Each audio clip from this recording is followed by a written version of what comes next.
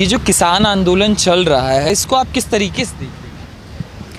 देखिए जितेंद्र, आंदोलन एक बहुत ग्रेविटी वाला वर्ड होता है। मैं हमेशा बोलती हूँ कि आंदोलन के लिए मेरे मन में बहुत सम्मान है। बहुत बड़े बड़े लीडर्स हमारे देश के हमें आंदोलन सिखा कर गए हैं। आंदोलन करने का इजाज़त हमें हमारे देश का संविधान देता है। आंदोलन करने का एक संवैधानिक तरीका होता है। आंदोलन की कुछ जेन्युइन मांगें होती हैं, आंदोलन का कोई जेन्युइन नेतृत्व होता है और आंदोलन को आपको रिटन फॉर्म में अपनी मांगें सरकार तक पहुँचानी होती हैं। अभी हम थोड़े टाइम से देख रहे हैं कि आंदोलन की आड़ में देश में अराजकता फैल रही है, आंदोलन की आड़ में देश में अपराध हो रहे हैं और तो और देश को जला दिया जा रहा है, खुल्लम खुल्ला जला दिया जा रहा है। और ये बोल के कि हम तो अपने कॉन्स्टिट्यूशन जो हमें अधिकार देता है उसका सम्मान कर रहे हैं या उसको प्रोटेक्ट कर रहे हैं, तो ये एक नैरेटिव क्रिएट कर दिया जा रहा है। स्पेसिफिकली किसान आंदोलन के बारे में मैं 3 पॉइंट ज़रूर टेक्निकल बोलना चाहूँगी कि शुरू में किसान आंदोलन करवाने वाले लोगों ने लोगों में भ्रम फैलाने की कोशिश करी कि हमारी बस एक मांग है कि आप एमएसपी मत ख़त्म करिएगा। हमारे जो एग्रीकल्चर मिनिस्टर हैं, यूनियन मिनिस्टर हैं नरेंद्र सिंह तोमर जी, उन्होंने ऑफिशियल स्टेटमेंट दी कि एमएसपी नहीं ख़त्म की जाएगी, हम आपको गारंटी दे रहे हैं, हम आपको लिख के भी देने को तैयार हैं कि एमएसपी ख़त्म नहीं होगी। लेकिन फिर भी इनका सो कॉल्ड आंदोलन ख़त्म नहीं हुआ। दूसरा, इन्होंने झूठ फैलाने की कोशिश करी कि जब आप प्राइवेट मंडियां बना देंगे तो सरकारी मंडियां ख़त्म हो जाएंगी, तो उसके बाद प्राइवेट मंडियां किसानों का शोषण करना स्टार्ट करेंगी। शुरू में एकदम सुन के मुझे भी लगा कि शायद ऐसा हो सकता है, बट देन जब उसके बारे में मैंने और ज़्यादा पढ़ा तो आई रियलाइज़ कि फूड कॉरपोरेशन ऑफ इंडिया है, हर साल भारत में खाद्य सामग्री लेकर ख़रीद के स्टॉक करके रखी जाती है सूखे से बचने के लिए, अकाल से बचने के लिए। एक एडिशनल एक बैकअप स्टॉक होता है। तो कैसे सरकारी मंडियां बंद हो जाएंगी? आप कितनी भी प्राइवेट मार्केट्स बना दीजिए, सरकारी मंडियां कभी ख़त्म नहीं होने वाली हैं। तो किस तरह से ये लोग झूठ बिल्कुल भ्रम फैला के लोगों को इमोशनल करके साइट करते हैं और उनको देश के खिलाफ खड़ा करने की कोशिश करते हैं। एक और मैं last but not the least एक इम्पॉर्टेंट पॉइंट बोलना चाहती हूँ कि कुछ राज्यों की सरकारें और कुछ स्टेट पॉलिटिक्स करने वाले लोग भी इसको आंदोलन का रूप देके अपनी राजनीति, खोई हुई राजनीति चमकाने की कोशिश कर रहे हैं। देखिए, जो एग्रीकल्चरल इश्यूज़ होते हैं वो हमारे संविधान में कॉन्करेंट लिस्ट में आते हैं। दैट मीन्स केंद्र भी उन पे कानून बना सकती है और राज्य सरकार भी उन पे कानून बना सकती है। तो अगर पंजाब सरकार को या दिल्ली में केजरीवाल जी को या किसी भी स्टेट की गवर्नेंस को अगर कोई प्रॉब्लम है किसान कानूनों से या उसमें आप कोई चेंज करना चाहते हैं तो आप अपने स्टेट के लेवल पे कर लीजिए। आप क्यों नहीं कर रहे हैं? अगर आप सही में किसानों के हमदर्द हैं, आपकी जेन्युइन मांग है। एक्चुअली जेन्युइन मांग नहीं है जितेंद्र, मैं हमेशा बोलती हूँ आंदोलन नहीं चल रहा है ऐसी नागरिकता कानून में जिसमें मुसलमान का नाम भी नहीं था, उसमें मुसलमानों के दिमाग में ये डर डालने की कोशिश करी गई कि आपको भारत से निकाल दिया जाएगा, मुसलमानों को भारत से निकाल देंगे। तो इस तरह का ये नैरेटिव बिल्डिंग भारत के खिलाफ करते हैं। मैं तो बोलूँगी कि ये भारत तोड़ो आंदोलन है। देखिए, जो अब हमारे देश में बहुत सालों के बाद हमारी सरकार भी ऐसी आई है जो विकास की बात कर रही है, लोगों को जोड़ने की बात कर रही है, राष्ट्रवाद की बात कर रही है और बहुत अच्छे अच्छे डायनामिक काम कर रहे हैं। और बहुत सालों के बाद लोग भी जाति, संप्रदाय, पंथ से ऊपर उठकर भारतीय बन के रहने लगे हैं। लोगों के अंदर वो देशभक्ति की भावना या अपनी भारत माता से प्रेम करने की फीलिंग बहुत सालों के बाद दोबारा जागृत होनी स्टार्ट हुई है। हमारा स्वाभिमान जाग रहा है। ये कुछ भारत विरोधी मानसिकताओं से बर्दाश्त नहीं हो रहा है।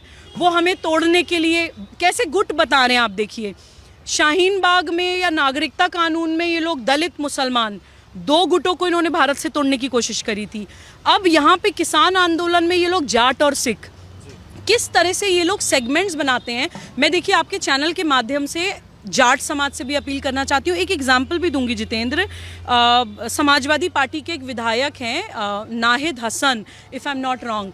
नाहिद हसन ने जब चौधरी चरण सिंह जी की मूर्ति विध्वंस करी थी, मूर्ति तोड़ी थी, और आज चौधरी चरण सिंह जी के पोते जयंत सिंह सेम मंच शेयर कर रहे हैं नाहिद हसन जी के साथ। मतलब आपके दादा की जिन्होंने मूर्ति तोड़ी हो। मैं जाट समाज से भी अपील करती हूँ कि आपके इतने शीर्ष का आपका एक नेतृत्व जिनके लिए आपके मन में इतना सम्मान है, उनकी मूर्ति तोड़ने वाले, उनको इतना बेइज्जत करने वाले आज सेम मंच पे आकर आपको वरगला रहे हैं। तो आप भी थोड़ा सा मनन करिए। अपनी हम उस जीन्स को, अपनी उस जेनेटिक हिस्ट्री को हम कैसे भूल जाते हैं? हम कैसे भूल जाते हैं अपना वो शौर्य और पराक्रम का इतिहास? जितनी भी वीर कौम है, जितनी भी वीर हमारे भाई हैं देश के, उनको ये देश से तोड़ने की कोशिश करते हैं। देखिए, इंडियन आर्मी में सबसे ज़्यादा सिख रेजिमेंट आप देखिए, जाट समाज से ज़्यादातर लोग आर्मी में जाते हैं। तो जो वीर कौमें हैं जो देश के लिए मरने मिटने को तैयार होती हैं, उनको ये लोग देश से तोड़ने की कोशिश करते हैं, पॉलिटिसाइज करने के लिए हमारे ही घर में हमसे ही आग लगवाते हैं। मैं सिख समाज को भी वो इतिहास याद दिलाना चाहती हूँ जितेंद्र। अभी कानपुर में 4 साहिबजादे दिवस पे मैं इनवाइटेड थी। वहाँ पे मुझे सिख समाज का वो गौरवशाली इतिहास जानने को मिला। मुझे पता चला कि सिख समाज के जो गुरु गोबिंद सिंह जी के जो बच्चे थे, जो गुरुपुत्र नाम से हम लोग जानते हैं, उनको सम्मान करते हैं, वो एक 6 साल का बच्चा, एक 8 साल का बच्चा विदेशी आक्रांता की आंखों में आंखें डाल के बात करता है। विदेशी आक्रांता उनसे पूछते हैं कि तुम्हें अगर छोड़ दिया तो तुम क्या करोगे। तो वो ये बोलते हैं, और वो बोलते हैं कि हम अपने समाज को इकट्ठा करेंगे और तुमसे आके लड़ेंगे। 6 साल का और 8 साल का बच्चा।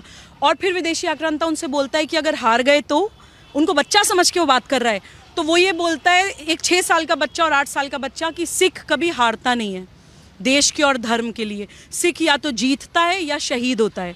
तो देखिए किस तरह की कौमों को, फियर्स फाइटर्स को ये भारत से तोड़ने की कोशिश कर रहे हैं। देखिए खालिस्तान और खालसा में फ़र्क होता है, ये हमें समझने की ज़रूरत है, ये हमें जानने की ज़रूरत है। ऐसी मैं मुस्लिम समाज से आती हूँ, मैं जानती हूँ जितेंद्र की मुसलमान का माइंड ऐसे काम करता है कि आप उसको ईमान के नाम पे, ईमान की बहुत वैल्यू होती है मुस्लिम के लिए, आप उसको ईमान के नाम पे किसी भी चीज़ के लिए चार्ज अप कर दीजिए तो वो मरने मिटने के लिए तैयार हो जाता है।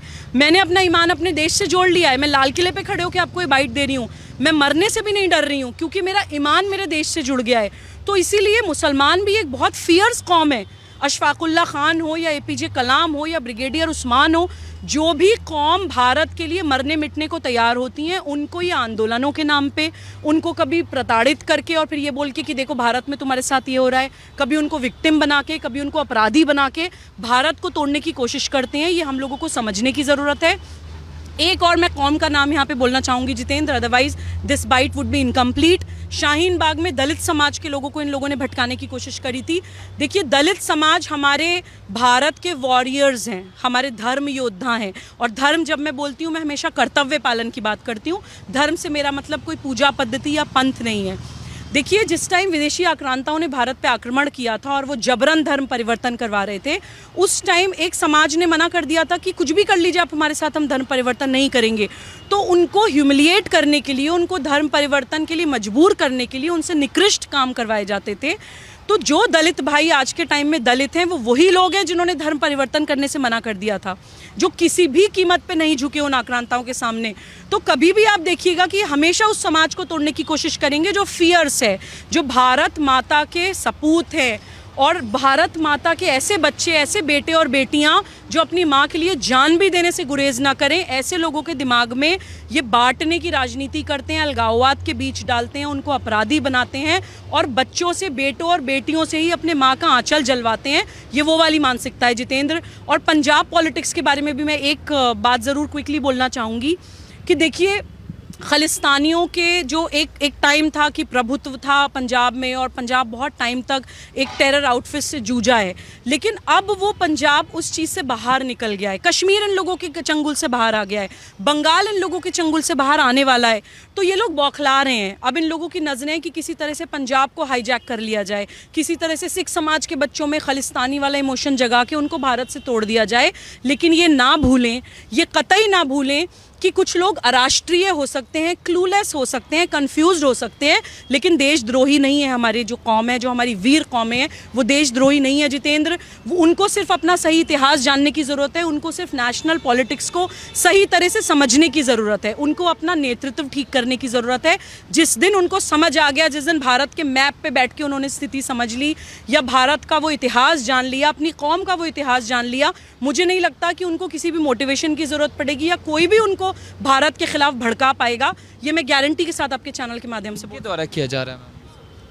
देखिए जितेंद्र, मैं हमेशा कुछ एंटी नेशनल फोर्सेस को गिनवाती हूँ। बहुत लोगों को लगता होगा कि eight the cost of sounding repetitive, मैं स्टिल बार बार उन फोर्सेस के नाम लेती हूँ कि देखिए कुछ भारत विरोधी मानसिकताएं जो 6 कैटेगरीज में डिवाइड होते हैं, जो इनका मेन मकसद भारत को तोड़ना है, दिन रात वो भारत को तोड़ने के लिए काम कर रही हैं। देखिए वामपंथी हैं, उनकी आर्म्ड विंग्स माओवादी और नक्सलवादी हैं, और सेपरेटिस्ट एंड टेररिस्ट मूवमेंट्स हैं जिसमें गज़वाए हिंद और इस्लामिक स्टेट की सोच वाले लोग हैं, खालिस्तान बनाने की सोच वाले लोग हैं, विधर्मी राजनीतिक पार्टियां हैं जितेंद्र, जो हमारे अपने लोग हैं लेकिन वो सिर्फ सत्ता में रहने के लिए किसी भी भारत विरोधी मानसिकता के साथ हाथ मिला लेते हैं। और इंटेलेक्चुअल टेररिस्ट्स हैं, अर्बन नक्सल्स हैं जो बहुत सूटेड बूटेड है, वेल ड्रेस्ड लोग हैं, अच्छे अच्छे ऑफिसेज में, एयर कंडीशनड ऑफिसेज में बैठे हैं, ह्यूमन राइट्स की बात करते हैं, सिविल राइट्स की बात करते हैं, मीडिया में भी हैं, आर्ट्स में भी हैं, ड्रामा इंडस्ट्री को कैप्चर किया हुआ है, हाईजैक किया हुआ है, ब्यूरोक्रेसी में है, पॉलिटिक्स में है, एकेडमिक्स में है। तो इस तरह से हमारे युवाओं को भटकाया जाता है और बहुत सटल वे में, इंसीडियस वे में उनके दिमाग में जहर घोला जाता है भारत से तोड़ने के लिए। इंटरनेशनल पावर्स हैं, देखिए आप कभी भी देखिए जितेंद्र, कोई भी इस तरह का मास लेवल पे भारत विरोध होता है तो डेफिनेटली उसमें फंडिंग होती है, बिना पैसे के इतना कुछ नहीं हो सकता है। नागरिकता कानून के विरोध में आप भारत जलना देख लीजिए, या उत्तर प्रदेश में हाथरस में नैरेटिव क्रिएट हुआ था, वहाँ पर आप देख लीजिए, या अभी आप किसान आंदोलन में देख लीजिए, कहाँ से इतना पैसा आ जाता है, वेबसाइट्स बन जाती हैं, नैरेटिव बिल्डिंग हो जाती है, भारत विरोध हो जाता है, विदेशों से पैसा आना स्टार्ट हो जाता है। तो ये सब कुछ बहुत ज़्यादा स्ट्रैटेजी के साथ होता है Jitendra. Last but not the least, एक भारत विरोधी मानसिकता है, सटल कन्वर्जन मूवमेंट्स जो हमारे देश में चल रहे हैं, किसी की मजबूरी का फ़ायदा उठा के किसी का धर्म परिवर्तन या पंथ परिवर्तन कराया जाता है, आदिवासी बेल्ट में जाके या गरीब गुरबे में जो लोग रहते हैं उनके पास जाके उनका कन्वर्जन कराया जाता है। देखिए हमारे कॉन्स्टिट्यूशन का आर्टिकल 25 हमें अधिकार देता है जितेंद्र कि हम अपना religion practice, profess and propagate कर सकते हैं अपनी मर्जी से, लेकिन आप किसी को इन्फ्लुएंस करके, किसी को दबा के, किसी को टॉर्चर करके, प्रेशराइज करके या वायलेंस करके अगर किसी का पंथ परिवर्तन करते हैं, वो तो सीधा सीधा अपराध है। और ऐसे बहुत से अपराध हमारे देश में संविधान का लबादा उड़ाकर हो रहे हैं। और मैं इन सारी एंटी नेशनल फोर्सेस को बार बार नाम लेकर इसलिए बोलती हूँ ताकि हम लोग ये मनन करें, ताकि हम लोग ये जाने कि हमें कितनी सारी एंटी नेशनल पावर्स से लड़ना है। आज हम लाल किले के सामने आए हैं जितेंद्र, हमने, आपने और मैंने ये डिसाइड किया था कि हम ये वीडियो लाल किले के सामने आकर शूट करेंगे ताकि जो भी देखें लोग मनन करें। वो 26 जनवरी को लाल किले की प्राचीर पे अगर तिरंगे के अलावा कोई और झंडा लहराया जाता है तो वो तमाचा है 135 करोड़ लोगों के मुंह पर, वो तमाचा है हम लोगों की भारतीयता के ऊपर, वो तमाचा है उन सभी बच्चों के ऊपर जो भारत माता की जय बोलते हैं। हम लोगों को ये सोचना चाहिए कि हमने ये होने कैसे दिया। जितेंद्र, ये सबको मनन करना चाहिए। मैं सरकार से भी ये बोलती हूँ, देखिए मैंने जितेंद्र अपनी लाइफ में कभी कोई इलेक्शन ऐसा नहीं देखा जो हर कॉन्स्टिट्यूएंसी में मोदी जी के नाम पर वोट डला था। हर कॉन्स्टिट्यूएंसी में लोगों को इतना भरोसा है हमारे माननीय प्रधानमंत्री जी के ऊपर, मुझे खुद उनके ऊपर बहुत भरोसा है कि उन्होंने इतने बड़े बड़े डायनामिक काम इस देश के लिए किए हैं जो कोई भी लीडरशिप कभी नहीं कर पाई। मुझे लगता है कि वो ही कर सकते हैं, सिर्फ वही कर सकते हैं। वो बिल्कुल ये ना सोचें कि, हमें भी समझ आ रहा है कि ये जो भी हुआ लाल किले पे वो ये नैरेटिव बनाने के लिए किया गया कि अगर पुलिस गोली चलाएगी तो जलियांवाला बाग रिक्रिएट करेंगे या ये नैरेटिव बनाएंगे, दंगा करेंगे, बहुत सारे लोगों की जान जाएगी, ब्लड शेड होगा। देखिए मैं हमारे माननीय प्रधानमंत्री नरेंद्र मोदी जी तक अगर ये मैसेज पहुंचता है, उनसे अपील करना चाहती हूँ कि ये लोग आपको कभी सही नहीं बोलेंगे। आप कुछ भी कर दीजिए, ये आपको कभी सही नहीं बोलेंगे क्योंकि आप बहुत बड़ी पावर है इन लोगों के खिलाफ। आप इनका भारत विरोध चलने नहीं दे रहे हैं, आप इनकी बंद हुई दुकानें दोबारा खुलने नहीं दे रहे हैं और भारत माता के आगे एक फियर्स वॉरियर की तरह खड़े हैं, तो ये आपको हमेशा डिफेम करने की कोशिश करेंगे। मैं अपने माननीय प्रधानमंत्री जी को बोलना चाहती हूँ कि आप अकेले नहीं हैं, 135 करोड़ लोग आपके साथ हैं, उसमें से देश विरोधी, देशद्रोहियों को हटा दीजिए। Majority of people are with you. आपको इतने बहुमत से लाया गया है, आपकी एक आवाज पे ताली और थाली पूरा हिंदुस्तान बजाने लगा था। आप एक आह्वान करेंगे तो पूरा देश कुछ भी करने को तैयार हो जाता है। आपके साथ जन समर्थन है, आप इन लोगों को उखाड़ के फेंकिए। अगर आपको, मैं कहती हूँ, ब्लडशेड भी करना पड़े at the cost of sounding harsh. Jitendra देखिए, मैं ये मानती हूँ कि हमारे as an officer of the court बोल रही हूँ, मैं सुप्रीम कोर्ट में प्रैक्टिस करती हूँ। हमारी आईपीसी में सेक्शंस है, सेक्शन 96 टू सेक्शन 106 जो राइट टू प्राइवेट डिफेंस की बात करता है। अपनी पर्सन एंड प्रॉपर्टी को प्रोटेक्ट करने के लिए अगर हम कुछ करते हैं तो वो हमारा राइट टू प्राइवेट डिफेंस है। हम किसी को मारने नहीं जा रहे हैं, हम किसी के ऊपर आक्रमण नहीं कर रहे हैं, लेकिन अपने आप को बचाना हमारा ना ही सिर्फ लीगल राइट है बल्कि एक ह्यूमन राइट भी है। अपने आप को बचाने के लिए अगर ब्लडशेड भी होता है तो होए, उसको कौन रोक सकता है? मर थोड़ी जाएंगे। कोई अगर आके हमारी गर्दन काट देगा तो उनके सामने नतमस्तक थोड़ी हो जाएंगे। ये मैं पुलिस वालों को मैसेज देना चाहती हूँ। बोलते मैंने देखा जितेंद्र कुछ ग्राफिक्स कि हाथ जोड़ रहे हैं पुलिस वाले उन लोगों के सामने। देखिए, आप लोगों को गन सिर्फ जेब में रखने के लिए नहीं दी जाती है। मैं अपने पुलिस मेरे दादाजी डीएसपी थे मेरठ में 1960s में। मैंने वर्दी का वो वो जलवा देखा है जितेंद्र। मुझे बहुत अफसोस हुआ जब मैंने पुलिस वालों को हाथ जोड़ते हुए देखा। मैं उन पुलिस वाले भाइयों से भी अपील करना चाहती हूँ कि आप वो टाइम याद करिए जब आप सपना देखते थे कभी पुलिस ऑफिसर बनने का। आप वो टाइम याद करिए जब आपने पहली बार वो वर्दी पहनी होगी, जब आप ये सोचते होंगे कि मैं पुलिस बनूंगा तो मैं ये कर दूंगा, मैं वो कर दूंगा। तो देखिए, right to private defence police का भी होता है। आपको हाथ जोड़ने की जरूरत नहीं थी उनके सामने। राइट टू प्राइवेट डिफेंस आपका भी है Jitendra, right to private defence मेरा भी है। और वो सिर्फ मेरी पर्सन एंड प्रॉपर्टी के लिए नहीं है, किसी थर्ड पर्सन की पर्सन एंड प्रॉपर्टी को प्रोटेक्ट करने के लिए भी आप एक्सरसाइज कर सकते हैं। हर नागरिक भारत का ये सोच ले कि मैं यहाँ खड़ी हूँ जितेंद्र, मैं सोच लूँ कि मैं अगले 6 फुट तक कुछ गलत नहीं होने दूंगी। हर नागरिक अपनी ये जिम्मेदारी पहचान ले, अगला इंसान सोच ले मैं आगे 6 फुट तक कुछ गलत नहीं होने दूंगा। तभी हम इतने बड़े देश को इतनी सारी भारत विरोधी मानसिकताओं से बचा पाएंगे जितेंद्र। अगर आप अकेले राजसत्ता से उम्मीद करें कि 135 करोड़ लोगों को वो बचा लेंगे, तो मुझे लगता है कि बहुत अनरियलिस्टिक एक्सपेक्टेशन है जितेंद्र, बहुत अनरियलिस्टिक एक्सपेक्टेशन है। वो लोग बहुत लोगों से लड़ रहे हैं, इंटरनेशनल पावर से लड़ रहे हैं। अब समय आ गया है कि समाज सत्ता राजसत्ता का साथ दे। लास्ट मैसेज मैं समाज से भी बोलना चाहती हूँ जितेंद्र कि देखिए, भारत विरोधियों में बहुत एकता होती है, बहुत एकता होती है। आप कभी भी देखिए, कुछ भी भारत विरोध हो रहा होगा, सब एक हो जाएंगे, चाहे वो वामपंथी हो, जिहादी हो, खालिस्तानी हो, पॉलिटिकल पार्टीज़ हो, इंटरनेशनल पावर्स हो, इंटेलेक्चुअल टेररिस्ट्स हो, अर्बन नक्सल्स हो, या जो सटल कन्वर्जन मूवमेंट्स करने वाले हैं वो लोग हों, सब लोग एक हो जाते हैं। लेकिन हम लोग हमेशा वर्ण में, पंथ में, जातियों में, संगठनों में, बैनर्स में, पार्टीज़ में बट जाते हैं। तो देखिए, ये हमारी भी कमी है। प्लीज़ इसको मनन करिए। हमें बहुत लंबी लड़ाई लड़नी है, बहुत ख़तरनाक लड़ाई लड़नी है। प्लीज़ अपने देश का मैप खोलकर देखिए, बैठिए। एक तरफ आपके सर पे पाकिस्तान है, एक तरफ आपके सर पे चाइना है, और हम लोगों को कोई भी आके जातियों में बांट जाता है। प्लीज़ उस चीज़ से बाहर उभरिए। और जो फियर्स फाइटर्स हैं, फियर्स कौम है हमारे देश की, वो लोग अपना वो गौरवशाली इतिहास याद करें। और तब इन लोगों से लड़ने के लिए मुझे लगता है कि हम लोगों को किसी एक स्पेसिफिक फोर्स की ज़रूरत नहीं पड़ेगी। बॉर्डर पे हमारी जल थल वायु सेना हमारे बॉर्डर्स प्रोटेक्ट करने के लिए बहुत सशक्त है, बहुत सक्षम है। हम लोग भारतीय नागरिक अपनी इंटरनल सुरक्षा की गारंटी ले लें, तभी समस्या का समाधान हो पाएगा। पाकिस्तान भी बहुत खुशियाँ मना रहा था मैम जब ये सब सारी चीज़ें। Absolutely, absolutely. आप देखिए, बहुत सारे लोग देखना भी नहीं चाह रहे हैं जितेंद्र। वो जो वीडियोस हैं, ग्राफिक्स हैं कि लाल किले पे तिरंगे के अलावा कोई और झंडा लहराया जा रहा है, उस पे व्यूज़ कितने कमा रहे हैं। लोग देखना भी नहीं चाह रहे हैं। मेरे पास कॉल्स आई हैं, लोग रो रहे हैं।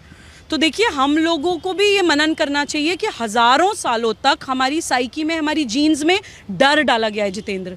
हम लोगों के अंदर हीन भावना डाली गई है, हम लोगों को इन्फीरियॉरिटी कॉम्प्लेक्स क्रिएट किया गया है, हम लोगों को फियर साइकोसिस क्रिएट किया गया है कि हम लोग एक होना भूल गए हैं, हम लोग अपनी संगठन की शक्ति भूल गए हैं। हम लोगों को इसलिए तोड़ा जाता है। डिवाइड एंड रूल की पॉलिसी अंग्रेज़ों पे ख़त्म नहीं हुई है, वो आज तक चल रही है। तो प्लीज़ हम उसको जानें, अपनी एकता की जो शक्ति है, अपनी संगठन की शक्ति को पहचानें, अपने देश का और जिस कौम को आप बिलोंग करते हैं उस कौम का गौरवशाली इतिहास याद करें। तब आपको पता चलेगा कि आपकी कौम के कोई भी कौम हो, आई कैन गारंटी, आपकी कौम के जितने भी फियर्स और सही मायने में नेता रहे हैं, लीडर्स रहे हैं, उन्होंने इस भारत माता के लिए अपनी जान गंवाई है। इस भारत की मिट्टी में उनका खून है। कम से कम उस खून को सम्मान दें, तभी हम अपनी कौम को आगे बढ़ाने का काम करेंगे और अपने देश को आगे बढ़ाने का काम करेंगे।